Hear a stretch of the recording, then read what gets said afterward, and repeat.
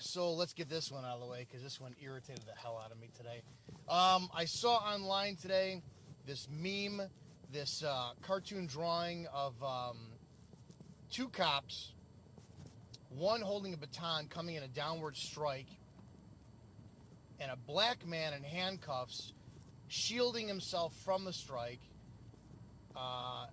His hands were cuffed, he was in front of him, and then another cop behind him grabbing the baton.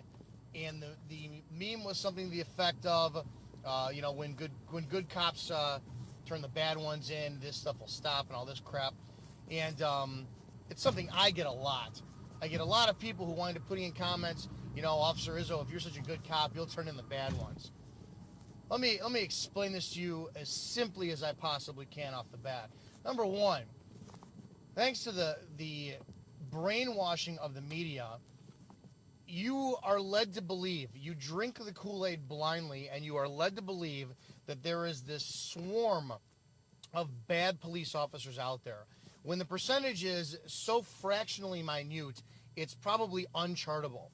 But it's becoming doctrine, almost to the fact of like it's religion, to where the generations now are growing up to believe that the police are bad, and that's ingrained in them. And the daily proof that we see as police officers, now especially in the black community, is all it takes is for you to drive past a black male under the age of 10, wave to him, and watch his response to you. Watch how he will ignore you, or he will brush you off, or sometimes it's heartbreaking to hear him say, what did I do? And get all afraid. And when you go and ask him why he's afraid, he'll flat out say, because y'all kill people. Y'all kill black people. And thanks to the media, this is now a reality of our culture of the police and citizens. But I digress. The irritation lies in the fact that people think that there are cops who do not turn in bad cops. I'll explain to you. That's not the case.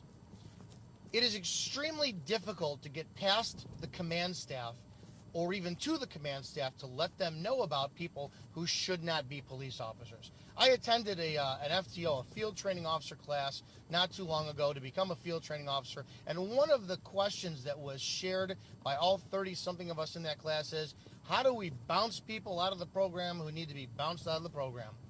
Plain and simply, what happens when you get somebody who graduates the academy, who gets hired, went through that whole interview process, interviews well, the department has spent thousands of dollars on them, but now the department doesn't want to hear this person is not qualified to patrol our streets.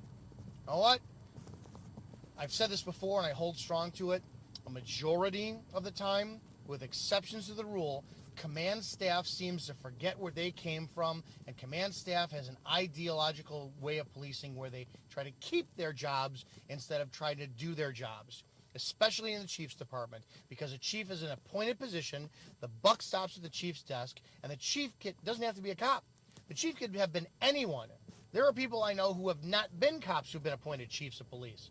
And it's their job to report to the mayor, the village president, the village attorney, village manager, the city council, whatever you have, their role as police chiefs. And if a police chief is very charismatic and is a good damn salesman, they're going to keep their job. But you know what? When you do write a memo, or you do go to a command staff or a sergeant or chain of command, and you flat out say, listen, this person is not qualified to be the police in our town, you violate policy sometimes, because there's some departments that have harassment policies that say you can't criticize other people, because we're all snowflakes now, aren't we? And I'll tell you this too, when you point out the shortcomings of another officer, you get a target on your back that's bigger than day. It's pretty impressive. Look, I'm not a perfect cop. As a matter of fact, I'm lazy at times. I don't police to my greatest potential at times, and I'll admit that. I'm definitely not command staff material. I'm patrol officer material, period. But when you point the finger and say that the cops don't call out their own, that's a load of crap. And any officer will tell you that they have had personal words with the individual officers. They've written memos. They've been frustrated. We tell people in our department when someone should not be on the street. But a lot of times our voice isn't even heard. So that meme was insulting, and it was ridiculous, and it was inaccurate. I think it's your job as citizens to start getting much more involved in your police departments and who you appoint on your village boards, who you appoint in that police department, who's promoted, who's on the police fire commission. Get to know your patrol officers, get to know the top and the bottom and everywhere in between. This is your fault as a community for not understanding what we do, and it's our fault as officers for not pulling you in and educating you with what we do. If we want to change, we all got to do this together, and we're not. So let's get our head out of our rear ends and do it.